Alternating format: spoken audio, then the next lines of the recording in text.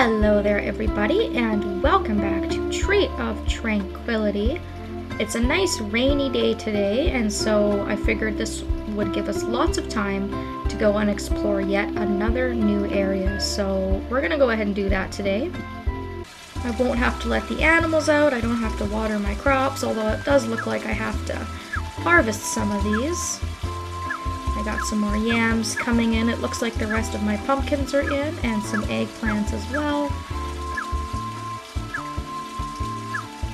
I even got a shining yam, and that's nice.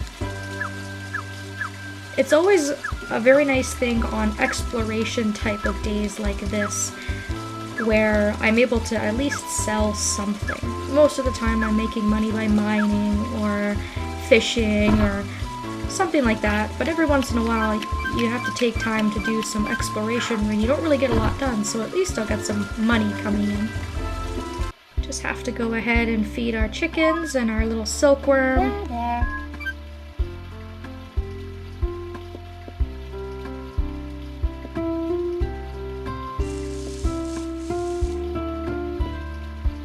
I should put down 2 bags of food. Because I go back and forth between the 2 files, my practice/streaming file and also my playing file, sometimes I get confused. Like just now I said I have 2 chickens, but I don't. I actually have 1 incubating. I'm thinking of my other file where I actually do have 2 chickens, so I guess I just put out that extra food for nothing, but it's not like it'll go to waste, which is a good thing. At least food doesn't go rotten and you don't have to worry about wasting it or something like that. And then we'll just stop in real quickly and visit the sheep. It looks like I can shear it again. I'm gonna feed it by hand today. It's always kind of a good thing. One of the good things about when it rains is that you can actually come in here and feed the sheep by hand, and you can increase its friendship. Although I guess technically I could always feed it by hand if I fed it before I let it outside. But in any case, that's pretty much it for our chores today. Because we've already completed Ben's rainbow, all we have to do is bring our watering can with us. We picked up his badge that had mysteriously floated away all the way to the Gull Islands. And so when we return the badge, we should be able to explore a new area. Just gotta find his tree here, over by the lake. It's a little bit hard to get to just because you have to go around everything rather than just cutting straight through this field. Alright, let's finally have a chance to go across here.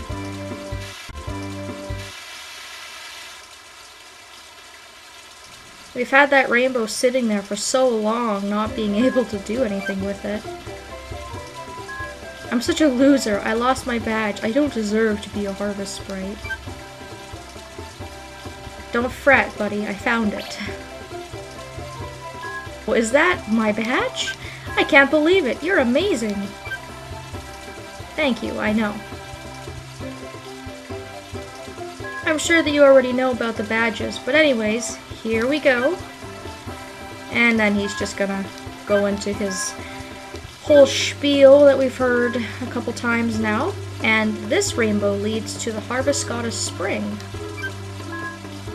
You may find some useful information about the Harvest Goddess if you go there. Well, I certainly hope so. That would be nice. And with that, we no longer need him. So, alrighty. Let's go ahead and check it out. So this is the Mount Gelato area, and this is actually a very big area, as you can see. There's going to be a lot of new cool things to see. The first thing I'm going to do before I examine anything is I'm just going to follow this path south, and if we do that, we can check these rocks. And I think by now I should be able to just chop this right down with no problem.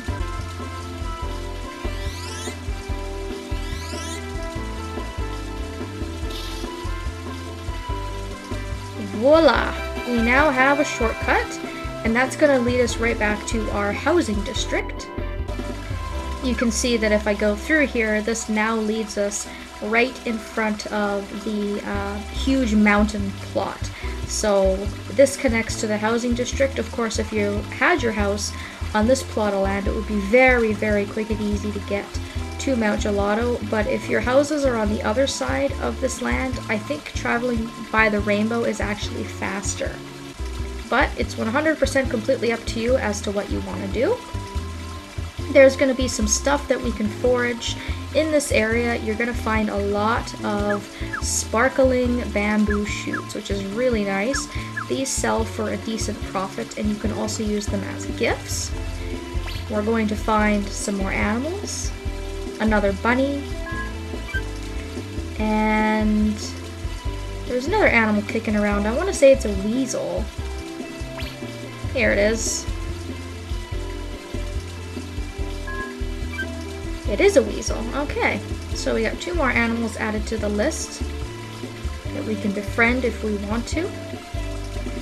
There's a path over here, and this is a dead end, but we can actually fall off the mountain. So if you fall off the mountain, you'll end up over here and you'll have to sneak your way back around. So I'd recommend coming to this area every couple of days if you can, and just having a poke around to see if there's anything that you can salvage. There's also a raccoon here. As you can see, it's a pretty big area. I think that's all there really is to see on the ground, so we'll go ahead and start heading up the mountain now, because there's plenty to see up there. There's a sign here that we can read. This is the Gelato Trail. And this is going to lead us up to the Harvest Goddess Spring. Now there's tons of rocks and trees in your way, so this is a really nice area to pick up some more lumber and some more stone if you need it. But keep in mind that once you get rid of these rocks and these trees, they do not come back. It's not like the forest or your farmland where trees will grow back or rocks will mysteriously appear. Once you clear this area out, it's cleared out for good. Which is both a good and a bad thing. It's kind of crappy that nothing comes back, but at the same time, it's a good thing that once it's clear, and you can just zoom your way up the mountain quick and fast. So we'll just clear a few rocks that are in the way. You can see that we've come across a little log bridge here, and this is where it's really easy to fall off if you're going too quick. So what I would do is I would just recommend slowing yourself to a walk and just going across this log very carefully, because it'll waste time and also energy if you fall off. It does hurt your character quite a bit when you fall.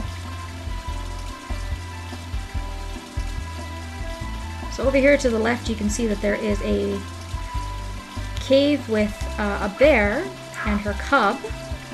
Dangerous unless you're friendly with them. And I've brought some honey with me. And you can also use the bamboo shoots if you want to, but we actually have to befriend this bear. It's mandatory for the story. We have no choice to do this unless we want to continue on. This does take quite a while to befriend the bear so that it'll move, but the good thing about this is that you can give the bear 2 gifts a day, and this does speed things up quite a bit.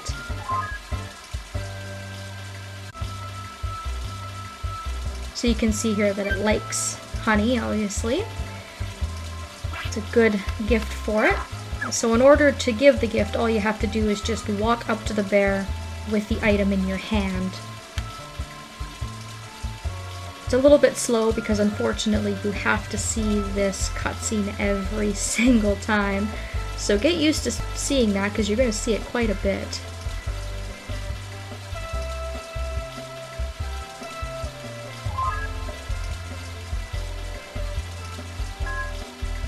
So you can gather honey by planting flowers and waiting for bees to pollinate it.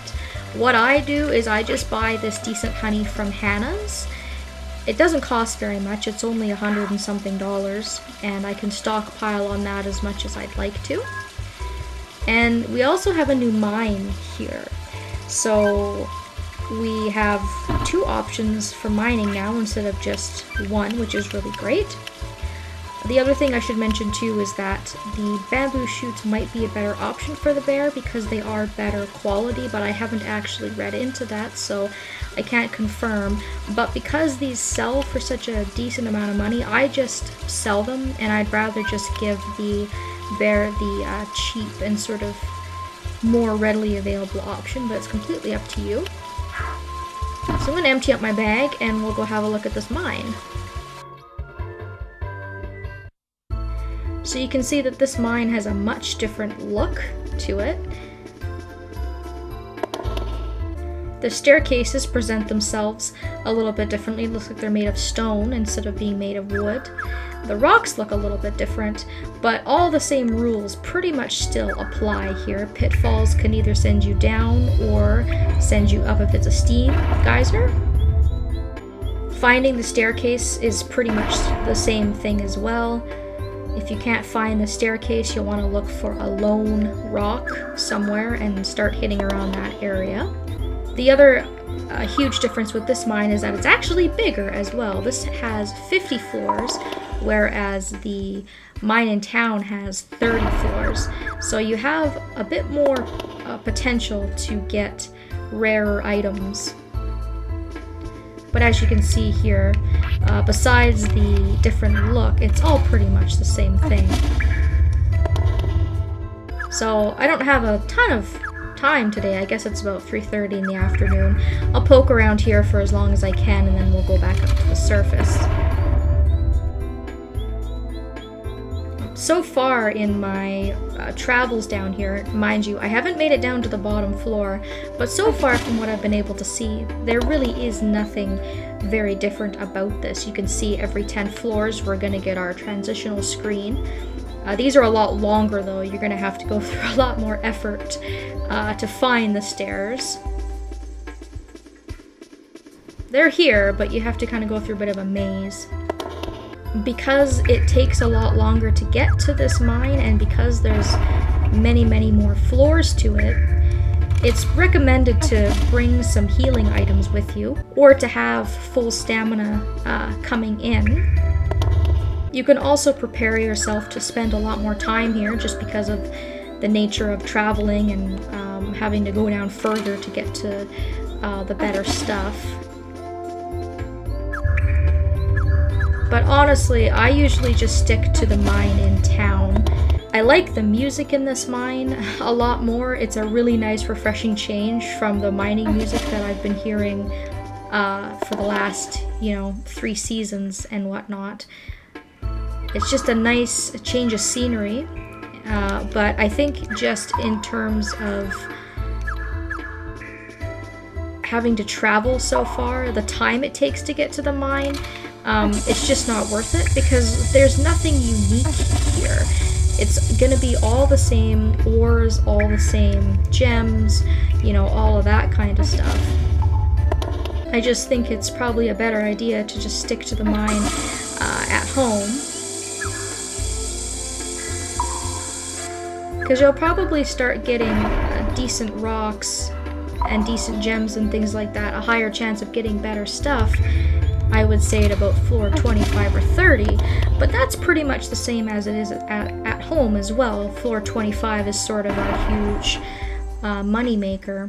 You can see it also has these floors where it's dark and it's going to have a lot of pitfalls. So again, a lot of the same stuff going on here, but I do appreciate that they've given us a different option. Just a little bit something to spice up the game. A little bit of different scenery, something different to listen to. And if anyone in the comments wants to let me know if it's worth exploring further, say if there's something special at the bottom, or if there are new items that I'm not aware of, then feel free to let me know. I'm always up to try and explore into those different things. But from what I've been able to tell so far, there really is no huge difference. But some people, you know, you might like the challenge. You might think it's a pretty good challenge to try and get down all the way to 50, because that is going to take quite a while to do if that's the case. Maybe I'll just stay until my stamina runs out. Obviously I can't get anything refined because it's too late in the day, but I didn't use a lot of energy today, so... Now we're on floor 25, we're at the halfway point here, and you can see that I'm still not really getting a lot of stuff, so I'll probably have to go down further. Maybe around 30 I'll start getting a little bit more lucky here.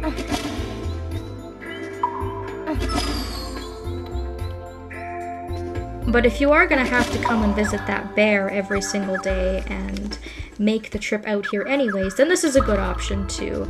Just something to use up the time while you're sort of in the area.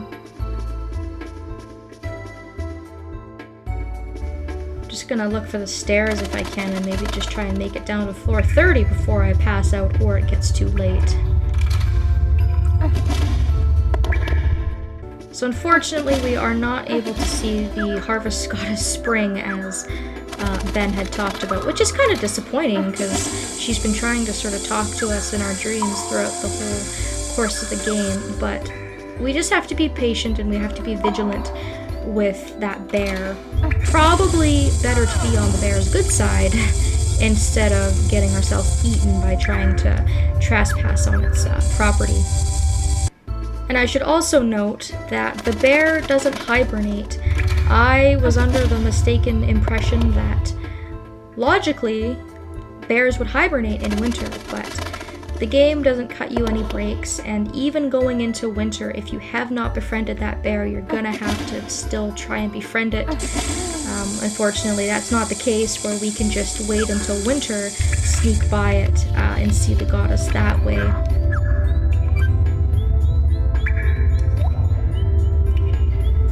So I'll probably try and do my trips to the bear off screen because that's not really all that much fun to watch. It's something I'm gonna have to try and work into my sort of everyday routine because like I said, there's no way that we can continue the story until we do that next step. And hopefully it won't take us too long. Alright, so I'm gonna bang around on floor 31 until maybe I fill my rucksack, and then I'm really gonna have to get out of here. Not only is the video getting quite long, but it's like 10 o'clock at night. My poor farmer's gonna be really tired come tomorrow. Although I have been reading in the comments from a couple of you that 20 minutes seems to go by pretty fast for some of you, and you do actually enjoy these longer episodes. So that's good, I'm glad to hear that. It's always good to get feedback, and it's always good to know that people are watching. I appreciate that, of course. I'm just gonna go ahead and get out of here and cut my losses for the day. I think I still managed to get a few gems at the very least, and Monday's a good day to do the mining because Myra is closed on Mondays, so come tomorrow I can bring her those gems. So you can see here I picked up 4 gems, and it's not as if the gems in this mine are even rarer than the ones that we can find in the other mine. You can see that a lot of these only have 1 sparkle attached to them. So I will probably just stick to the mine in town. And now I have to try and make my way back without falling off this log. I think if I fall off, I'll pass out and I won't even make it home. There we go.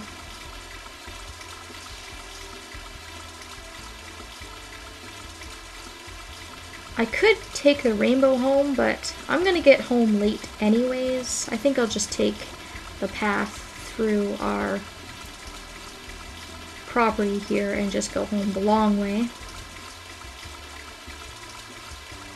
So now that we've opened up Ben's rainbow path and we've explored that area, after we've befriended that bear, we have the capability to finish Alan's rainbow, our 4th harvest sprite.